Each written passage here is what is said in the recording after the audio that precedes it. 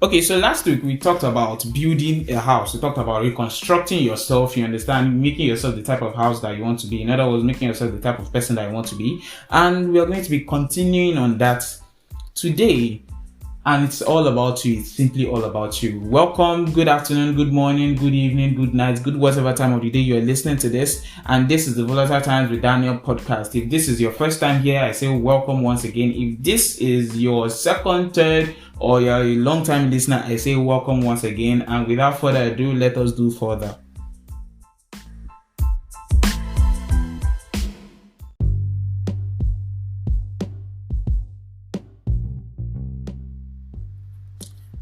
Okay, so last Friday, I talked about house construction plans, and establishing yourself for the first time. We talked about community, choosing the community you want to establish yourself in, choosing what kind of climate you want to be in, how do you relate with those people there, how do you want to be represented there, you understand, what kind of house do you want to be seen as, in other words, what kind of person do you want to be seen as? Do you want to be seen as an open person, you understand, very friendly, or do you want to be seen as a reserved and conservative person, you understand?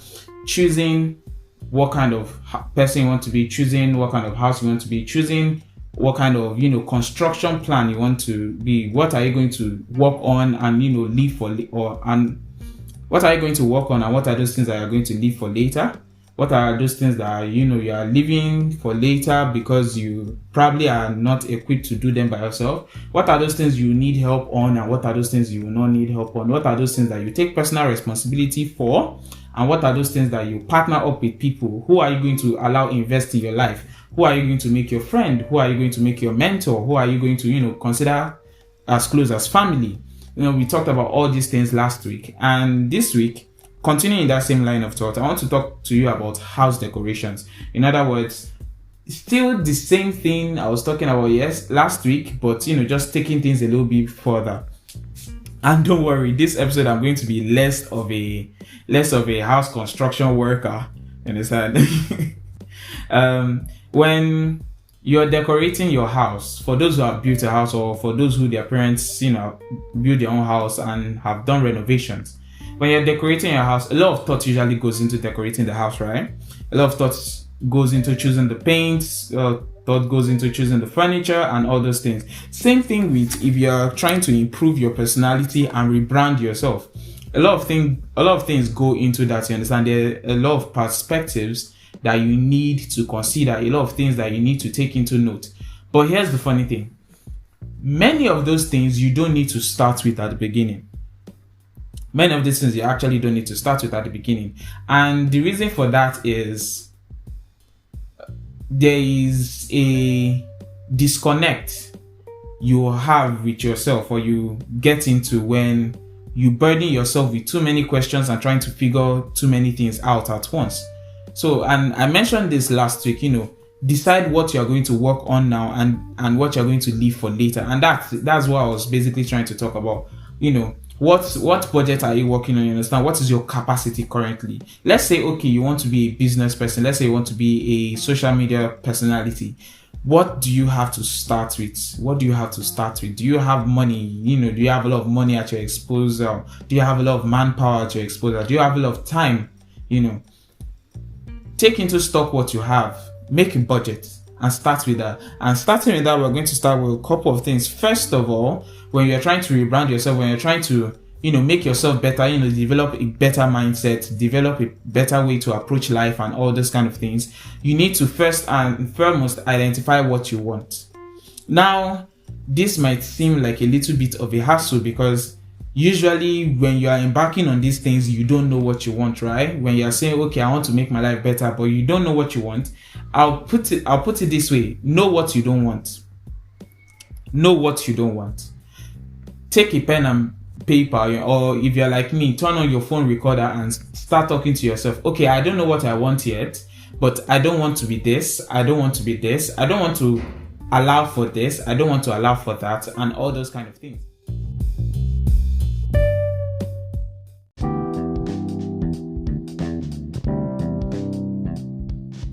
Knowing what you don't want can be a great help. Majorly because when things come your way, you know whether they are going to be staying or not. Why? Because you fit them or compare them to the list of the things you don't want. Now, when they fall inside the category of things you don't want, you know those things are not going to be staying. But when they don't fall into the category of things you don't want, or they don't seem similar to the things you don't want, you know these things are probably going to be staying for a while. So I might not know what I want yet, but knowing what I don't want can help me figure out things better. And taking off that note, the next thing you need to do is take responsibility. Take responsibility for the things you don't want. Take responsibility for the things you want. Because if you allow yourself to be lackadaisical about them, you are going to procrastinate a lot. And procrastination sometimes is unavoidable, but sometimes or most times you can avoid procrastination. In fact, majority of the times when you procrastinate, it is something that you can actually do without effort. And sometimes the things that you can do with great effort, you end up not procrastinating about them. Sometimes it's a conundrum. Yeah, I know. So moving on from that, you are identifying what you want, or you are identifying what you don't want, and you're taking responsibility for those things that you've identified, right? So that you can work on them, and so that you can cherish them, and so that you can improve on them. The next possible thing for you to do is take the minimalist approach. In other words, keep things simple. Keep things simple. Keeping things simple is not the same thing as not being luxurious. People always think if you're a minimalist, you don't have luxury. Rather, I can't remember where I read this or who I heard it from, but I know it was a woman. She said something, I'm minimalist, yet I have luxurious things. Simply because I have deemed those luxurious things the things I need. So some things, the things you need are luxurious, you understand? It's just that you are not spending on too much. You are not spending on the accessories instead of the necessities. Remember I mentioned that last episode. Spend on the necessities before you spend on the accessories. So taking things simple is not denying yourself things. Taking things simple is simply saying, okay, I'll focus on these things for now, and these things will be my bread and butter. These things will be my major focus. These things will be the major things that make up how I am proceeding in these steps. And maybe I will allow for one or two things, but I am not going to deny myself the needful. I am not going to deny myself my necessities and a little bit of luxury. I am going to live as comfortable as I can without being in lack or scarcity or in debt. So moving on from there, now you have your house, right? You are deciding, you are deciding to take responsibility of decorating the house yourself. You are talking about curtains, you are talking about carpets, you are talking about furniture. But the thing you need to talk about first is paint. What colors are you going to paint your house with? Or let me rephrase that. What colors are you going to paint yourself with? Are you going to... There is something called psychology of colors. Google it, look it up. I can't really explain it right now because I myself am still reading up on it.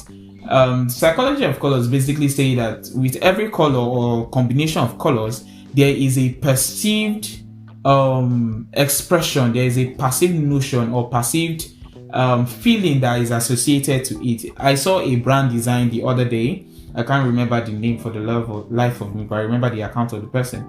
And seeing it, I felt a sense of inclusion. Some people felt a sense of comfort. Some people felt a sense of, strength. But I felt a sense of inclusion, you understand? And that actually fit into what the brand wanted.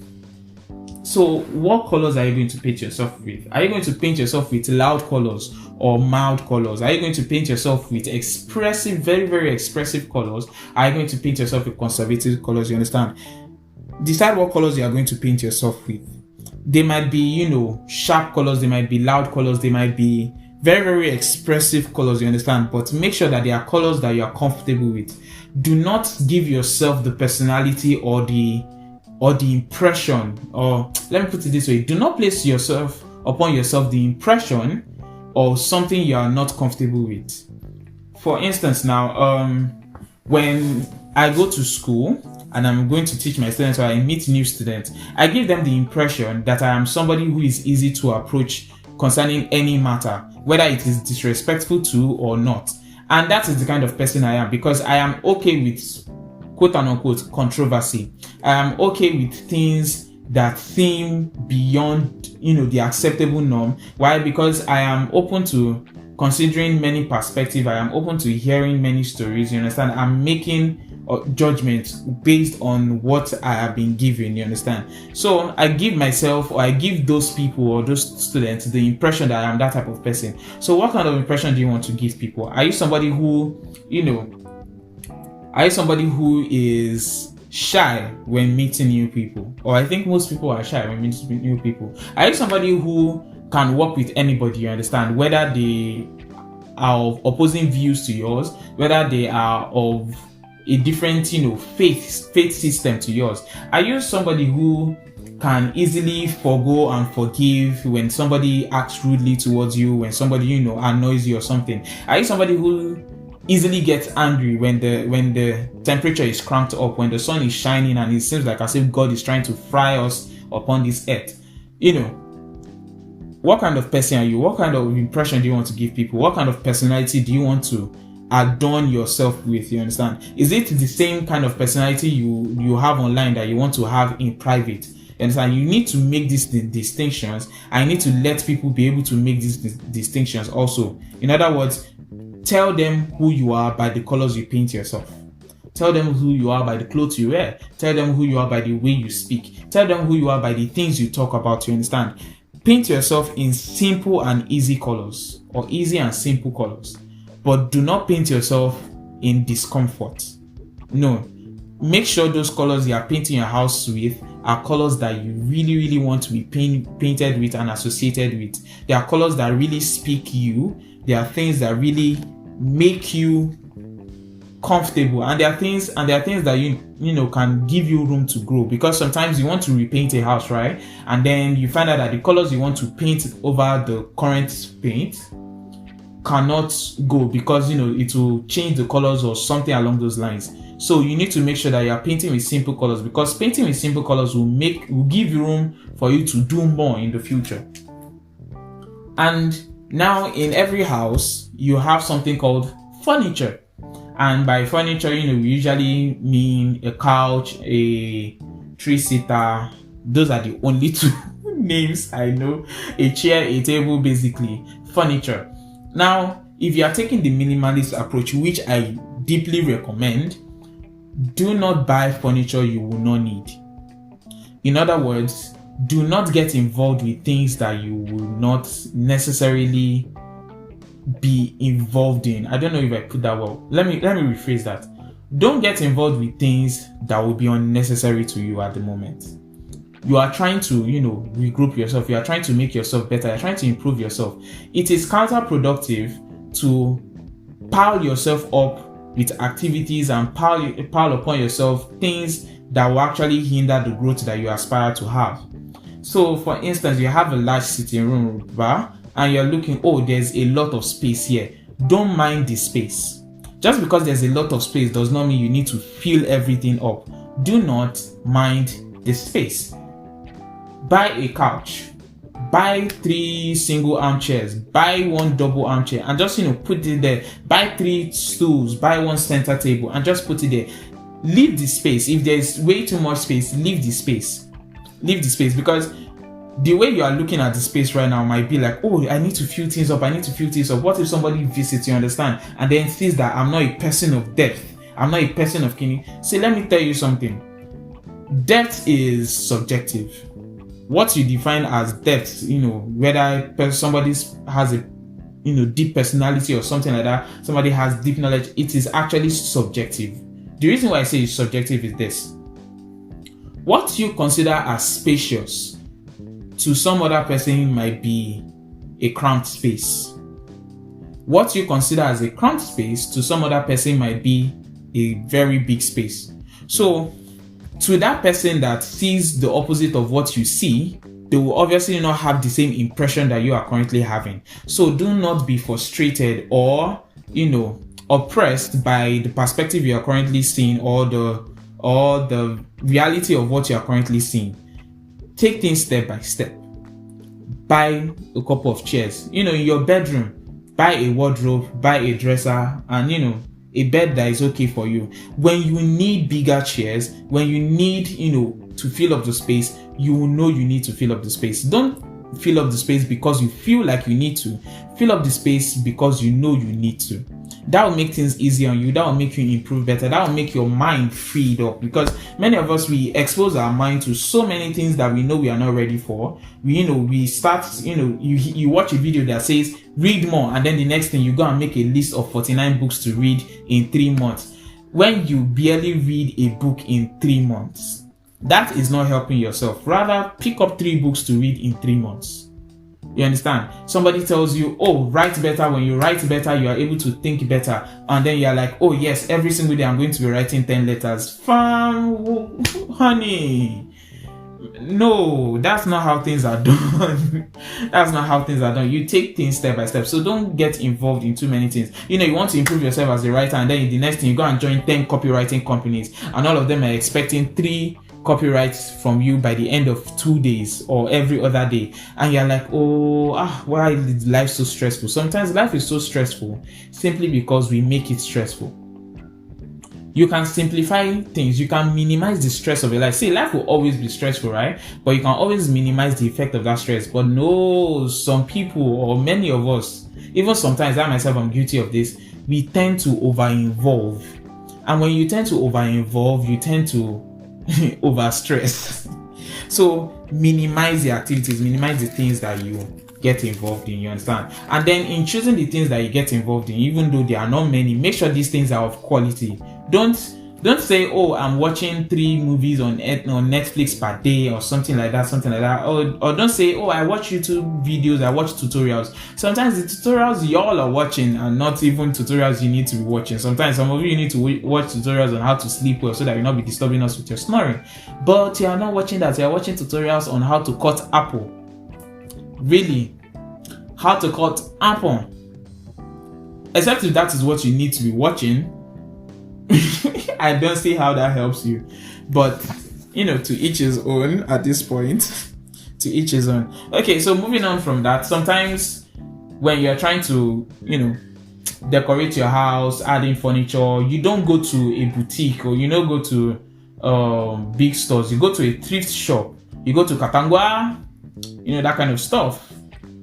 And what that correlates to here with what we're talking about is sometimes you have things in your past that are not necessarily bad and are still useful for you in the future. You're trying to change yourself, you're trying to change your personality, but stop thinking that every single part of who you were before, or every single part of the things that you are trying to improve is bad. Some of them are okay just the way they are, and they can be improved, or they can just be left as is. So identify that, take those into the house. You understand? You're coming out from that old house. There are things in that old house that will fit perfectly into your new house. You don't have to start as an empty person. You don't have to start from ground zero. Sometimes ground zero is simply the middle of the mountain. For ground zero is subjective. So sometimes ground zero is the bottom of the valley. Sometimes ground zero is the top of the mountain. And then sometimes ground zero is the middle inside the cave. So don't think that every single thing you had before is useless. No, find what is useful there, and then bring it in. It's like going to a thrift shop. Katangwa, there are many useless things, but there are also many useful things. They might be used, but they are still useful. And then last but not least, rug or carpet. Now, many of us don't actually know what the difference is between a rug and a carpet, and sometimes I question whether I actually know what the difference is between a rug or a carpet. But humor me. A rug. Let's define rug and carpet this way.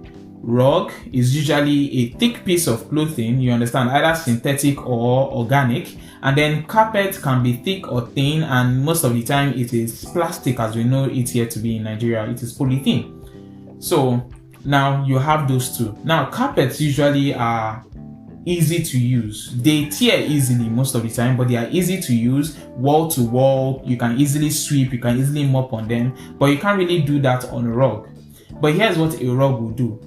A rug will give, the atmosphere a little bit more pizzazz, a little bit more finesse, you understand?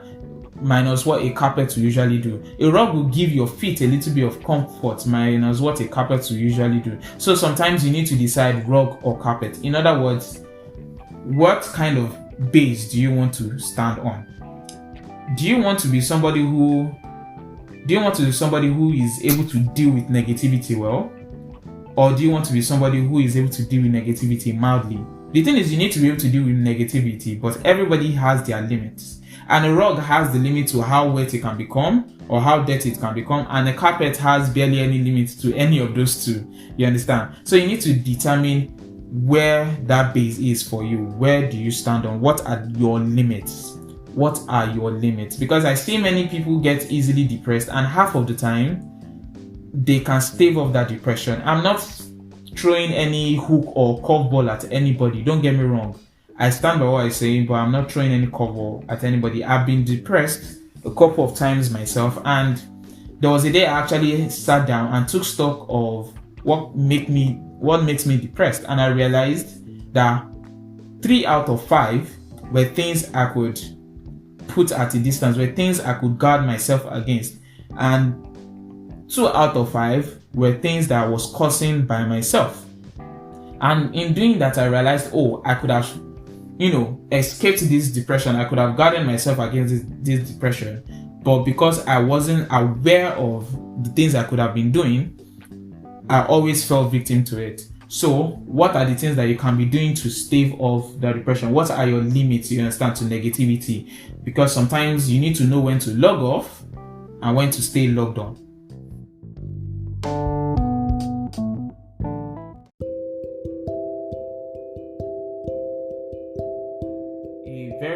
Sometimes it can be a very painful process. Reestablishing yourself, rebranding yourself, changing things about yourself, things you've always, believed, things you've always lived with.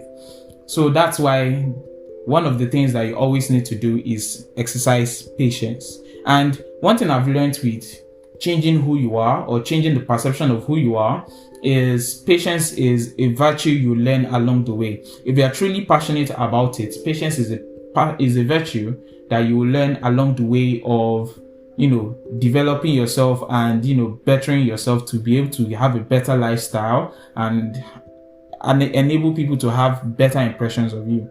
So do not be afraid of the process. Communicate throughout that process. Communicate throughout the process. Communicate with yourself, communicate with God, communicate with those who were around when you started that process. Communicate with those who you told, I am going to be doing this. You understand? Because sometimes all you need to do is just speak out your frustrations. You understand? Sometimes the best way to be less frustrated is just speak about what is frustrating you, not because whosoever it is you are speaking to or whatsoever it is you are speaking to will have a solution for you, but just airing it out relieves the mind a little bit. It allows you to let go of some feelings and also allows you to just refresh and then hear how things sound yourself. Sometimes hearing how things sound yourself when it comes from you gives you a perspective, and it's an invaluable perspective. So that's all I have for you guys today. Thank you very much once again for listening so far. Thank you very much once again for allowing me to help you. And if this was of help to you, please share it. You understand? Don't just hoard all this goodness. Share it. And as usual, you can always reach out to me via a voice message through the Anchor app, or you can visit me on my social media handles. On Instagram, I am at Daniel Briggs. I am currently not on Twitter. I logged off on Twitter because I needed to log off. Anyway, you can visit my Disha page. That is danielbriggs.disha.page, for more things basically. So see you guys in the next one, and then the next one will be the finale to this decorating yourself and building your house series. And the next episode, which is next Friday, obviously, I'm going to be talking about inviting people into your house. Who do you let into your house? But until then, see you guys. Have a lovely weekend. Have a lovely incoming week. And always stay strong.